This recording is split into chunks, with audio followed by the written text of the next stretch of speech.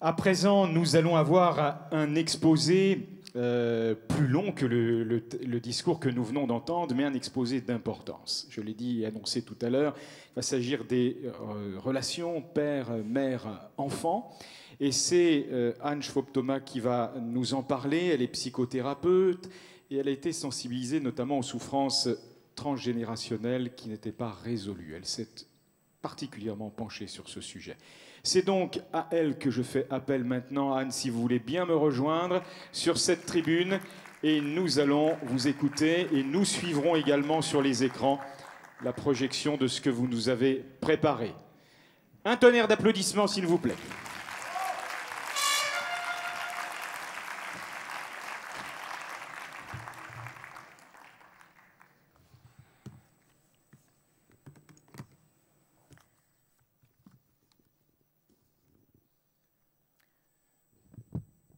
Vois pas, mais voilà. Ça va, vous entendez? Alors, je dois vous avouer que j'ai eu quelques problèmes ou quelques peines à composer cette intervention. Argumenter sur des évidences.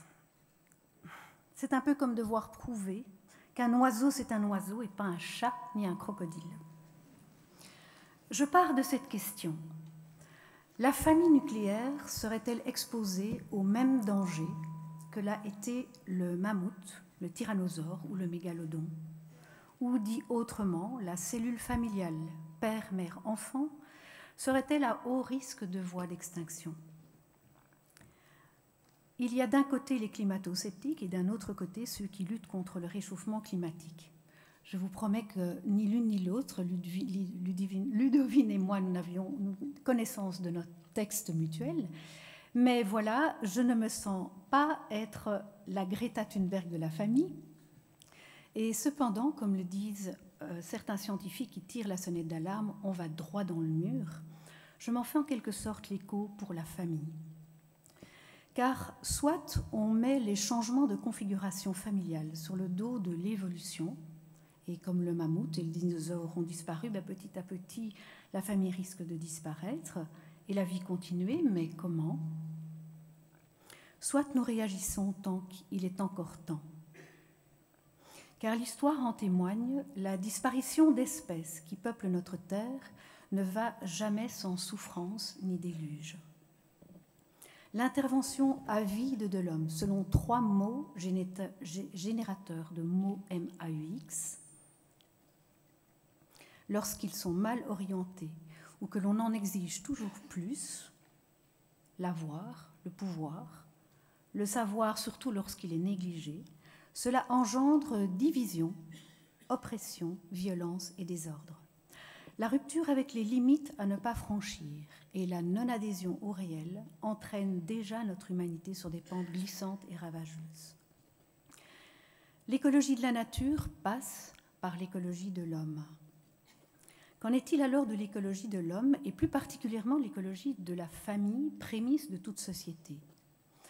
Ce qui complique la réflexion aujourd'hui du sujet sur la famille, c'est le fait que la cellule familiale, papa, maman, enfant, en fait, c'est la diapo 2 peut déjà être la suivante. Oh ben, je ne sais pas où est la commande des diapos qu'on m'avait dit qu'il y aurait.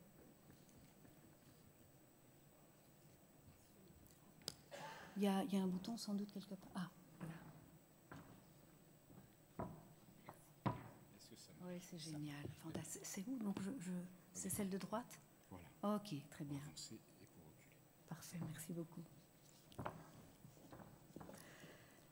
Donc je disais que ce qui compliquait un peu la réflexion au sujet de la famille, c'est le fait que la cellule familiale père-mère-enfant semble faire l'objet d'une curieuse théorie de l'évolution quant à ces changements profonds de configuration.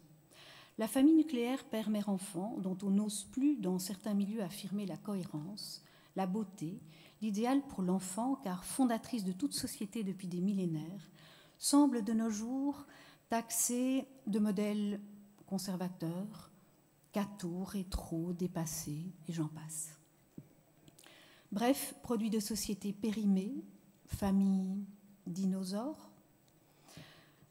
Je cherche ici à informer, non à convaincre, à dire ce dont je suis entre autres témoin depuis plus de 20 ans dans mon cabinet de psychothérapeute, qui reçoit des enfants en souffrance et donc des couples et des familles en souffrance.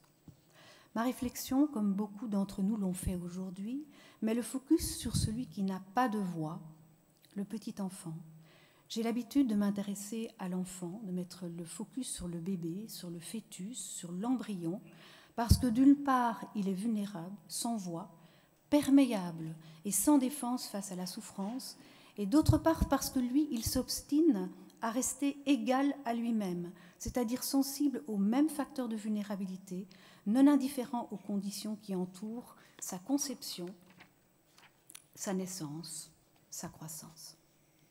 Observer donc et évaluer les effets que peuvent produire les méthodes de procréation technique à partir du vécu de l'enfant me semble la meilleure façon de mettre en évidence ce qui pose problème ou non. Car n'est-ce pas lui, dans sa chair et son psychisme, le premier intéressé dans cette réflexion? Alors, est-ce qu'il y a un micro-baladeur, s'il vous plaît? Pardon, hein, j'ai besoin de beaucoup de choses. Voilà, ça marche. C'est celui-là? Oui, voilà, parce que je vais m'éloigner, comme ça je peux voir ce que je fais. Voilà. Merci beaucoup. Merci.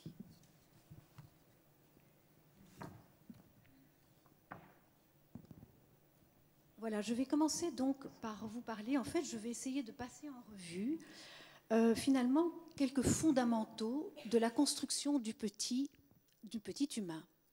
À commencer donc, je vais aller un peu plus vite pour la période prénatale, parce qu'il y en a déjà beaucoup qui ont peut-être déjà entendu certaines choses, et puis surtout que, voilà, je n'ai pas 1 heure ou 3 heures devant moi, mais donc, à commencer par ce temps de la grossesse. Ce temps de la grossesse, qui est donc l'aube de la vie, eh bien, c'est un espace-temps de transmission.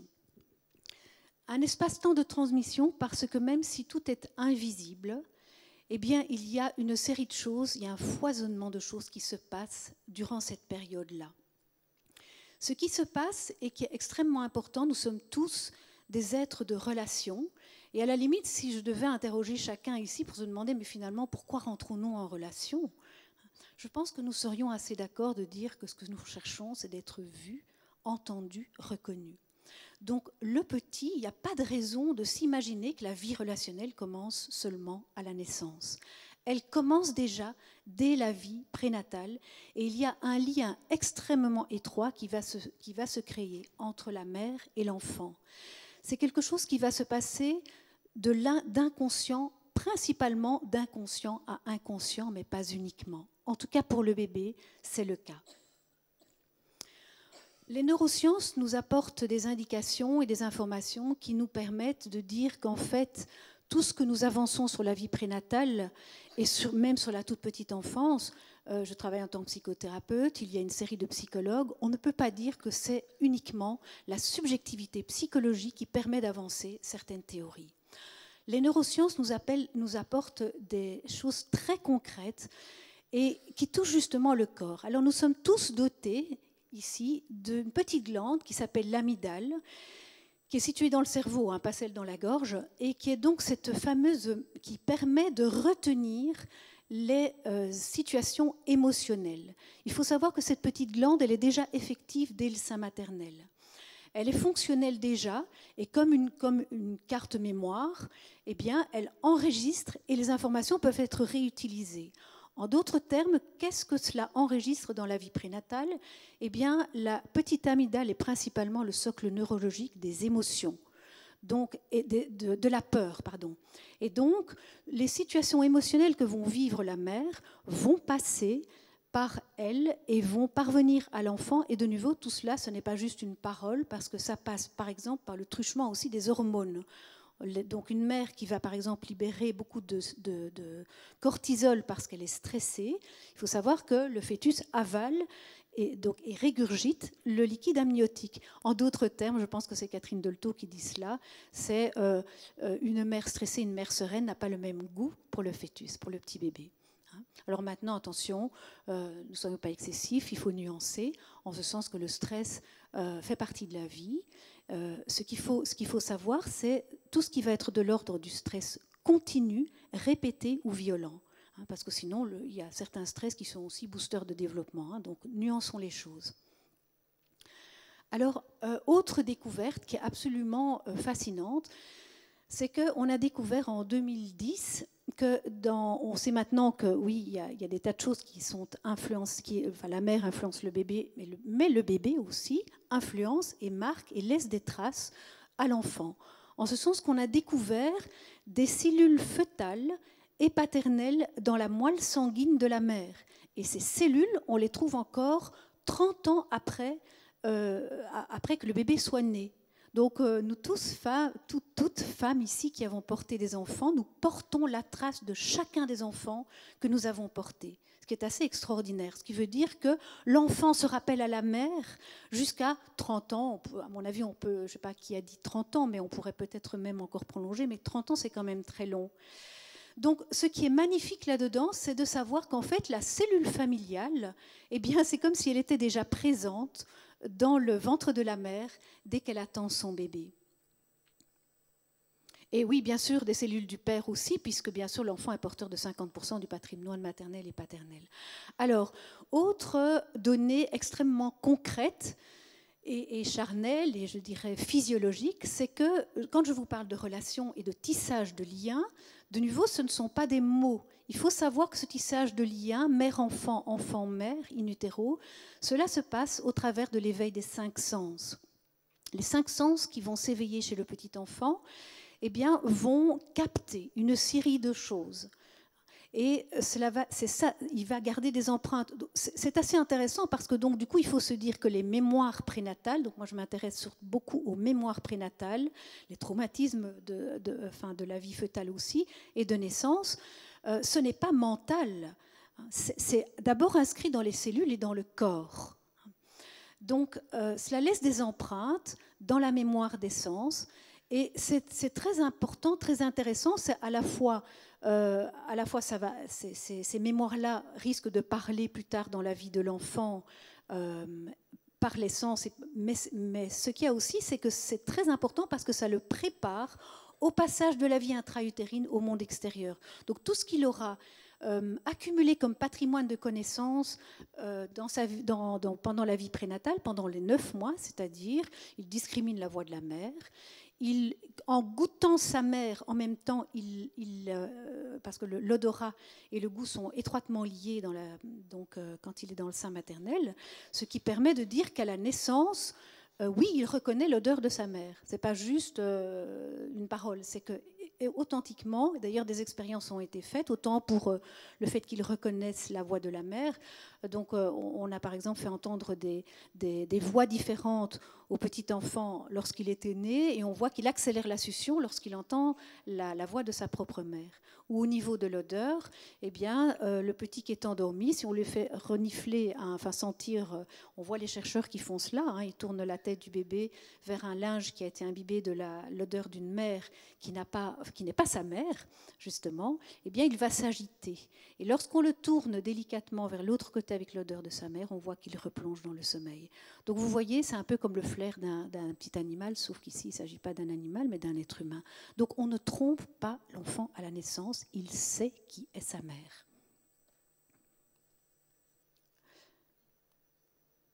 Alors, vous voyez donc que toute cette symphonie sensorielle et affective crée une mémoire durable.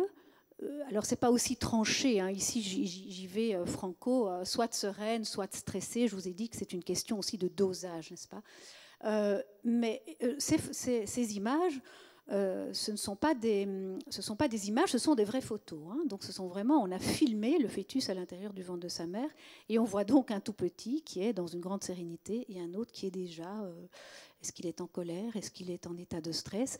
Et ce qu'il faut savoir, c'est que le petit, n'ayant pas encore de construction mentale et de construction psychique, lorsqu'il vit, par exemple, une mère qui, pour toutes sortes de raisons qui ne sont jamais à juger, mais met une distance psychique entre elle-même et entre le bébé qu'elle attend, eh bien, il faut savoir que le petit, il vit cela comme une coupure de lien, comme une rupture. C'est comme s'il était coupé de sa source de vie. Alors qu'en fait, une maman peut très bien être fatiguée et aimer son bébé. Mais si c'est très fatigué ou si elle vit un deuil, si elle vit des situations émotionnelles fortes, il arrive que justement le petit puisse en garder des traces. À la naissance, il a besoin de prolonger cet attachement. L'attachement ne commence pas à la naissance. Il s'est façonné, c'est comme les petites racines d'un arbre, il a été façonné, il a été tissé pendant 9 mois. Donc ce dont il a besoin, c'est de la proximité, de la protection et de la sécurité. C'est-à-dire que sa sécurité, il va effectivement la vivre à partir du moment où il retrouve à l'extérieur ce qu'il a appris à connaître de l'intérieur. Donc il a besoin, lui, d'un lien qui est stable, qui est fiable et qui est durable. Sans quoi, si on éloigne le tout petit à la naissance, il suffit parfois d'1 heure. Alors attention, il y a des situations accidentelles, bien entendu, et l'idéal à ce moment-là, ce sera de parler au tout petit. Là, je vous explique ce qui se passe pour le petit. Donc, c'est-à-dire qu'à ce moment-là, lui, il perd le contact parce que sa vie, son existence, le ressenti de son existence passe par le corps de sa mère. Donc, si sa mère s'éloigne, il vit une angoisse très profonde, une angoisse, même, on va le voir plus loin, oh là, pardon. Voilà, sans sa maman à la naissance, eh bien, c'est comme s'il se disait, il ne se dit rien évidemment puisqu'il ne peut pas encore parler, mais parlant à sa place, il vit une angoisse, une très grande peur, il se sent comme perdu. Et j'aime bien cette image de la vague parce que c'est véritablement comme s'il était submergé par des vagues qui ne peut pas raisonner. Il ne peut pas se dire, ce n'est pas grave, je retrouve maman dans 3 heures ou je la retrouve demain, on m'a éloigné d'elle pendant la nuit, c'est parce que maman a besoin de soins ou parce que telle ou telle raison. Il ne peut absolument rien se dire. Il vit cela sur le plan sensoriel. Donc voilà, il y a une crainte de mourir, une croyance, qui est bien sûr une fausse croyance lorsque la mère retrouve son bébé, mais qui est une croyance d'abandon. L'angoisse d'abandon est cette première angoisse, la première cause, en tout cas oui, la première cause, c'est la perte de la mère, parce qu'il n'a pas d'autre expérience dans la vie que de ce lien avec sa mère. Et puis, autre raison, c'est ce que je vous ai expliqué, de son système nerveux, en fait, le 3e cerveau, le néocortex n'est pas encore construit, et donc il n'y a pas encore véritablement d'organisation psychique et certainement pas de capacité de raisonnement et de logique.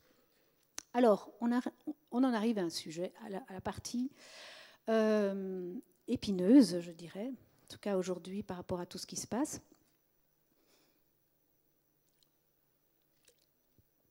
Pardon.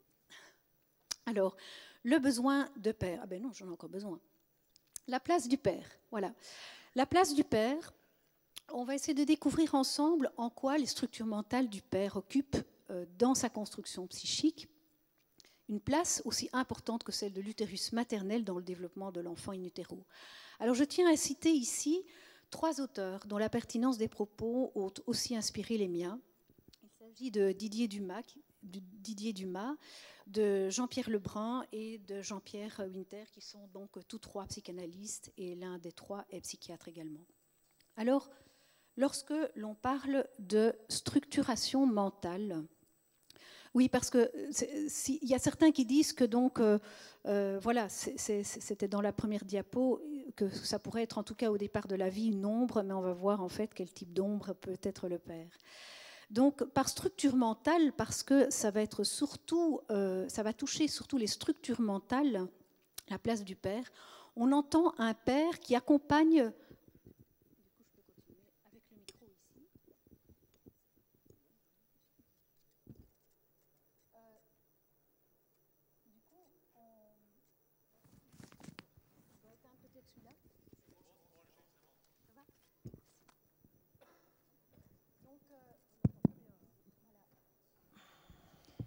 Anne, je vais vous apporter un autre micro. Ah, voilà, ça y est, c'est reparti, non? Ça va? Bon, c'est bien, ça fait un peu de... Non, ça va aller parce que là, j'ai besoin des mains. Merci beaucoup, merci. Donc, structure mentale, on entend donc un père qui va accompagner en pensée, dans le désir, par la parole et les gestes, la croissance du tout petit qui est blotti au creux du giron maternel. Là, je parle évidemment déjà du temps pendant le temps de la grossesse. C'est cette qualité de présence à l'enfant, dès sa jeunesse, qui fournit à l'enfant un plancher de sécurité. Un plancher de sécurité dont il pourra bénéficier même inconsciemment toute sa vie. La voix grave, différente de celle de sa mère, la voix grave du père qui va l'appeler, qui va l'inviter à venir se lever tout contre la main posée sur le ventre de sa femme, l'ouvre déjà à celui qui est autre, différent. Le lien avec le père peut déjà s'inscrire et se nourrir durant la période prénatale. Alors certes, c'est beaucoup plus subtil, un peu justement comme une ombre. Le père, lui, il n'a pas pris part à ce corps à corps privilégié avec l'enfant. Il passera davantage par l'échange via les paroles. Alors je paraphrase ce que dit le psychanalyste Winter. Eh bien, si la seule fonction du père dans notre articulation humaine est éventuellement une ombre, eh bien c'est une ombre qui secrètement pèse sur sa destinée. À sa naissance, le bébé aime inconditionnellement sa mère. Mais c'est aussi sa première fragilité, parce que s'il ne peut aimer que sa mère, eh bien, il se trouve obligatoirement en danger d'involution. Sa construction affective implique de pouvoir aimer deux personnes, un père et une mère, avec lesquels il établit deux formes d'amour assez différentes l'une de l'autre, mais tout aussi vitales. Cette relation de dépendance totale avec la mère au début, se constitue à un âge où les cloisons mentales ne sont pas encore fermement établies et où l'enfant est, de ce fait, incapable de se considérer comme individu séparé d'elle. Cette période, donc, in utero, et puis quand même de l'après-naissance et jusqu'à à peu près l'âge du langage, eh bien, c'est celle que Françoise Dolto a appelée la dyade mère-enfant. C'est-à-dire que la mère est un peu comme le moi auxiliaire de l'enfant, comme une espèce de prothèse, de béquille. Donc la mère est un rappel, c'est important à retenir, parce que si la mère est un rappel permanent de son immaturité, la preuve incontournable de sa fragilité, de sa dépendance, eh bien, donc du coup, à lui seul, cet amour exclusivement maternel ne peut constituer un modèle viable. Et très vite, l'enfant a besoin de pouvoir reconsidérer l'amour qu'il porte à sa mère à travers les yeux, les regards et les désirs d'un tiers, c'est-à-dire un homme. C'est donc à ce niveau fondamental de l'existence humaine que la présence aimante du père rééquilibre, contrebalance et agrandit celui que l'enfant porte à sa mère. Il le protège de ce risque d'enfermement duel qui est à l'origine de bien des troubles mentaux. Si l'enfant doit autant à l'utérus de sa mère qu'au désir de son père, ce dernier est plus particulièrement responsable et garant de sa construction psychique. L'homme ne peut porter l'enfant dans son ventre, il n'a que sa tête ou l'attendre. Être porté et attendu dans la tête d'un père est tout aussi crucial que d'avoir une mère. Il est donc aussi absurde de croire que le père puisse exister sans la mère que de penser que la mère puisse exister sans le père. Revendiquer un monde gouverné par les mères est la première maladie de la paternité, disait déjà Jacques Lacan. Alors, le nom que le père donne à porter à l'enfant est le pivot de sa structure mentale. L'accueillir dans son nom, c'est l'accueillir dans le langage et assumer d'être pour lui une instance constructive qui se démarque de la mère, puisque la mère ne donne pas son nom. Se reconnaître et être père, c'est à la fois donc assumer cette responsabilité vis-à-vis de l'enfant, mais pas seulement, c'est aussi se positionner face à lui d'une façon radicalement différente de celle qui le relie à sa mère. Donc donner son nom à l'enfant, c'est installer comme une matrice autour de lui qui lui permettra plus tard de construire sa propre autonomie mentale. Donc, on le voit bien, le père tient le rôle de tiers, qui est une réalité de référence autre, extérieure au soi. Il incarne la dimension d'altérité indispensable dans sa structuration psycho-affective et le développement affectif et sexuel de l'enfant.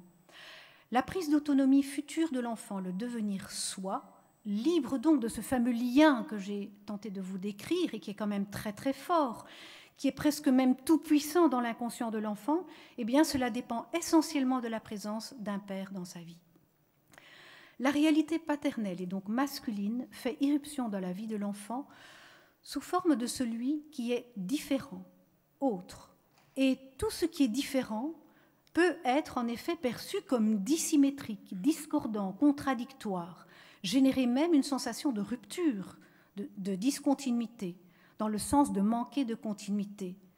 Vous voyez, ça semble justement contradictoire par rapport à tout ce que je vous ai expliqué par la mère, mais c'est justement cet hiatus-là dans la vie de l'enfant qui est salutaire, puisque c'est cela exactement à l'âge, je veux dire, où il est prêt. Hein. Je ne parle pas de quelques mois. Hein. Donc là, on pourra éventuellement dans des questions approfondir.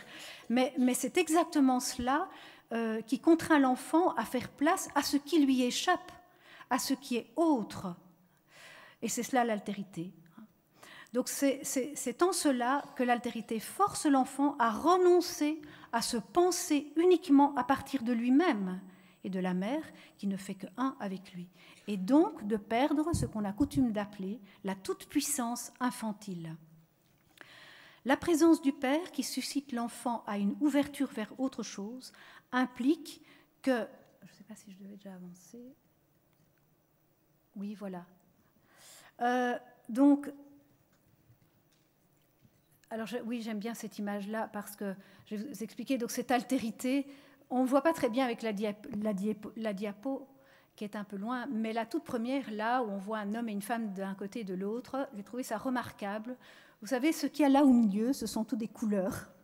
Et on voit bien à gauche, je ne le prends pas comme, il ne faut pas le voir comme quelque chose de péjoratif, mais plus la complexité sans doute de la femme, et à droite, non pas le simplisme de l'homme, mais plus de simplicité, c'est-à-dire un côté sans doute plus synthétique, et on voit en dessous que, ben oui, des zones du cerveau aussi sont sollicitées d'une façon totalement différente chez un homme et chez une femme. Et c'est précisément cela qui va ouvrir l'enfant, hein, d'où les fenêtres, là, soit ça reste fermé, soit ça s'ouvre, hein, et qui va amener justement au différent.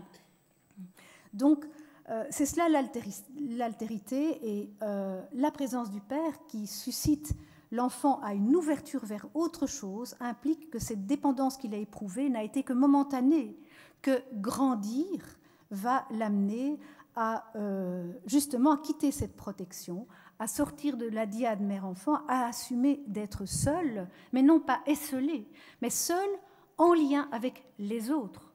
C'est pour cela qu'existe aussi un lien entre le père et le discours social. Sauf qu'aujourd'hui, le discours social, censé être une référence à caractère paternel, fait défaut et ne tient plus son rôle essentiel, vital pour l'enfant, en ce qu'il n'est plus le porte-parole qui favorise et défend le fait que l'enfant puisse être entouré de deux parents de sexe opposé et qui tiendront auprès de lui des places dissymétriquement positionnées, même si elles ont toutes les deux une valeur égale. Alors je reviens à cette notion de perte que j'ai commencé à évoquer. Oh, voilà. Donc la sortie donc de la dyade mère-enfant, eh bien oui, il faut que la mère puisse être quittée pour que l'enfant puisse à son tour parler de sa propre parole et d'une certaine façon aussi prendre son envol. Alors voilà, prendre son envol, mais aussi l'ouvrir aux réalités sociales, aux réalités du groupe social. Alors c'est pour cela aussi que dans toute société, eh bien, il existe un interdit qui est humanisant et qui est l'interdit de l'inceste. L'inceste ne doit pas être entendu ici comme réalisation de l'acte sexuel avec la mère, mais comme le fait de conserver la mère comme présence qui comble, comme objet de jouissance, et ou de rester cet objet pour elle. Ainsi, à laisser cette tendance actuelle se réaliser jusqu'à légaliser la PMA pour toutes, qui est en fait une configuration familiale qu'il convient de qualifier d'incestueuse, eh bien, c'est mettre l'enfant en danger d'involution et non plus de croissance, puisque cela l'empêche de se déployer vers autre chose, vers un ailleurs que la seule présence maternelle. Ce qui peut créer des problèmes de tous ordres. Je suis assez interpellée par certaines dépressions qui peuvent apparaître chez les jeunes à des moments de saut de classe, donc de grands changements, tels que par exemple chez nous en Belgique, on parle de la fin des humanités, chez vous c'est le bac, eh bien il y a quand même un certain nombre de jeunes qui soudainement, tout s'est magnifiquement passé, mais décompensation, soit dépression, mais il y a un blocage, ils ne peuvent plus continuer. Et je pense que c'est précisément parce que là, il y a comme inconsciemment, d'abord, ils sont plus jetés vers l'inconnu, hein, l'inconnu de « tiens, vers où je vais me diriger dans la vie, je suis obligée maintenant de quitter une espèce de structure qui est là, je dois faire un choix dans la vie, Et donc ça, dans certains cas, et dans beaucoup de cas, en tout cas pour nous en tant que psychologues, on explore à ce moment-là ce qui se passe avec le père. Je vous laisse quelques instants lire ces quelques phrases qui, je trouve, sont très évocatrices.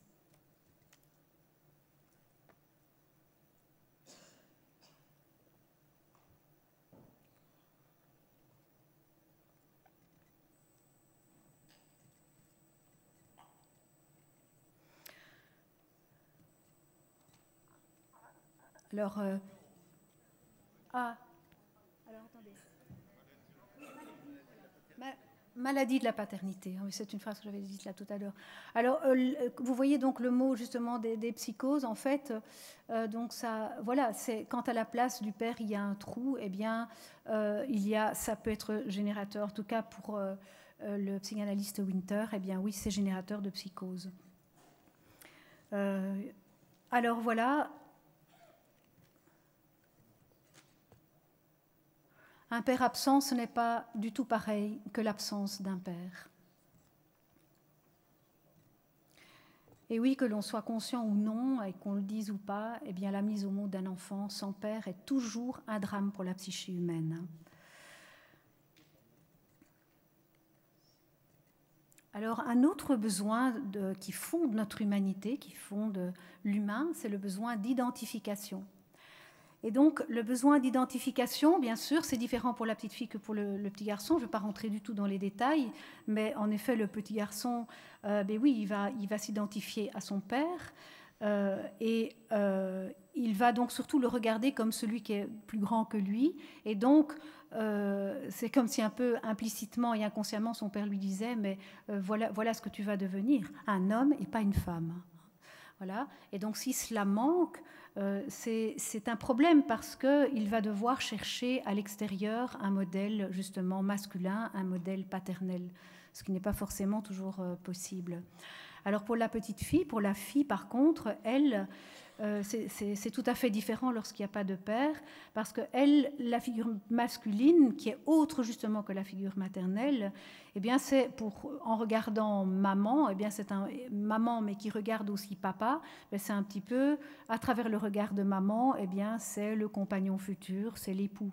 Hein, donc il y a déjà quelque chose, mais tout ça ça se construit tout à fait petit à petit, d'inconscient à inconscient.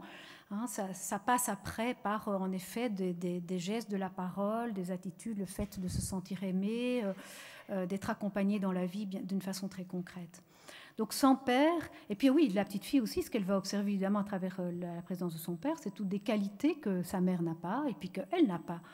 Voilà.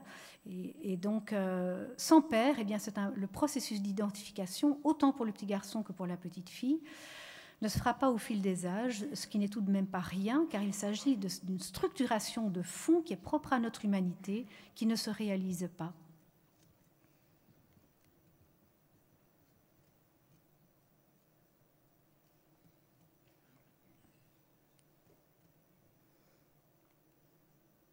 Ah non, je ne suis pas encore là.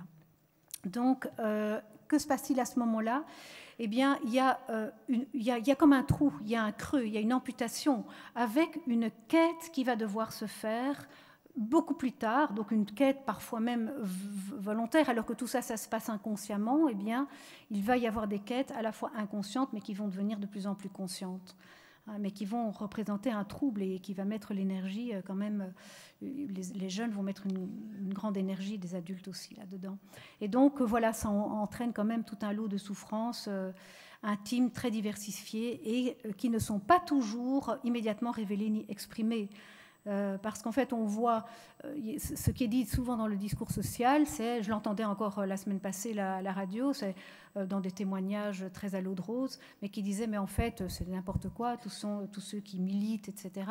Mais l'enfant va très bien, on voit très bien dans les crèches, on voit très bien en maternelle, ces enfants vont très bien. Mais bien entendu qu'ils vont très bien, entre guillemets, parce que c'est un âge de l'adaptation, de la suradaptation, et que donc le petit, il va mettre toute son énergie justement pour s'adapter.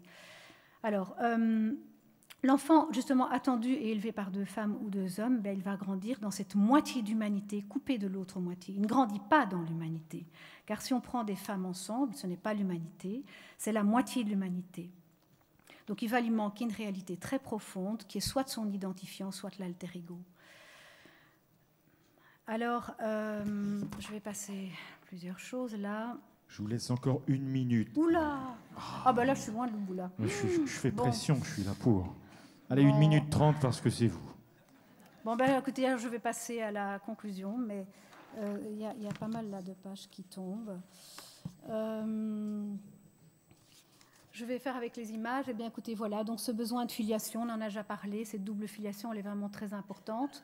On voit là, en fait, tout ce qui peut se passer, en effet, et qui n'est pas justement tout de suite visible. C'est un auteur qui vient d'écrire un livre, Le Fils, l'incroyable enquête d'un homme pour retrouver celui à qui il doit la vie. Et il dit qu'en fait, il a été obligé justement de mettre toute une énergie là où il aurait pu la mettre ailleurs. Hein, donc, pour justement aller à la recherche, cette quête, elle a commencé à 8 ans pour lui. Et bon, alors le besoin d'appartenance. Oui, donc là, évidemment, la GPA, voilà tout ce qui se passe.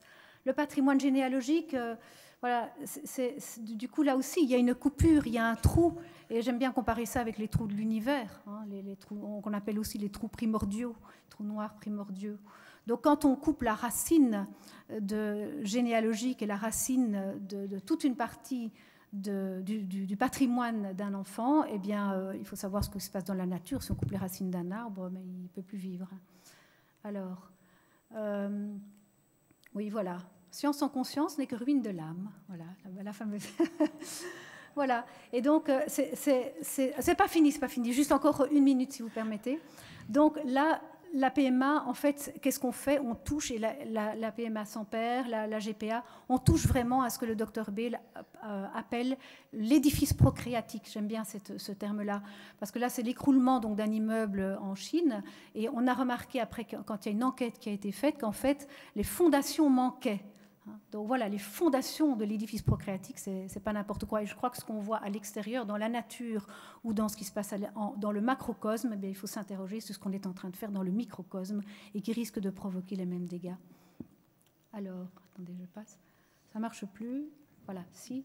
Oula. Alors, votre conclusion, Gérald. Oui, mais c'est éteint là, parce que la conclusion... Bon. Alors, si vous pouviez juste me remettre la dernière diapo et je passe à la conclusion. Ah. Même la technique joue les monsieur loyal. C'est dommage, elle est très jolie. Voilà, regardez, ça revient pour vous. Ah, mais ça va être une belle transition avec la conférence d'après. Alors, ma conclusion. S'il vous plaît. Si.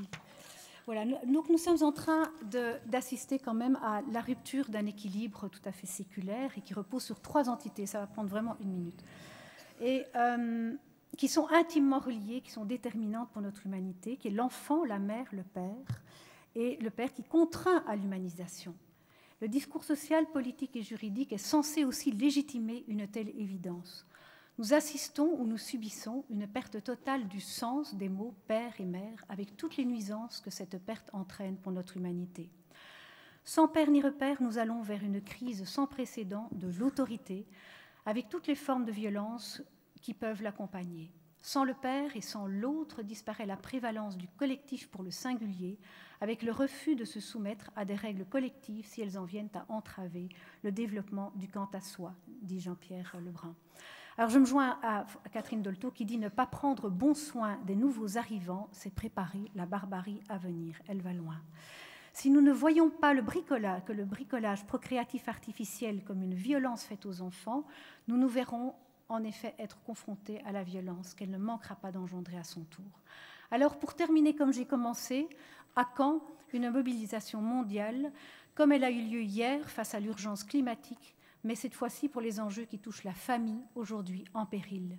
Puissent les adultes tendre l'oreille aux cris souvent cachés, secrets, indicibles, c'est le titre de mon livre, Un cri secret d'enfant, indicibles de ces enfants qui par eux-mêmes ne peuvent formuler l'origine de leur mal-être, mais dont l'écho résonne, entre autres, dans nos cabinets de thérapeutes. Avec d'autres professionnels de la santé, je me fais ici l'écho de ceux que je nomme les petits sans voix. Je m'excuse d'avoir un peu dépassé. Je vous remercie pour votre... Chère Anne, vous nous faites l'honneur de venir de loin. On vous a accordé le double du temps de parole légal.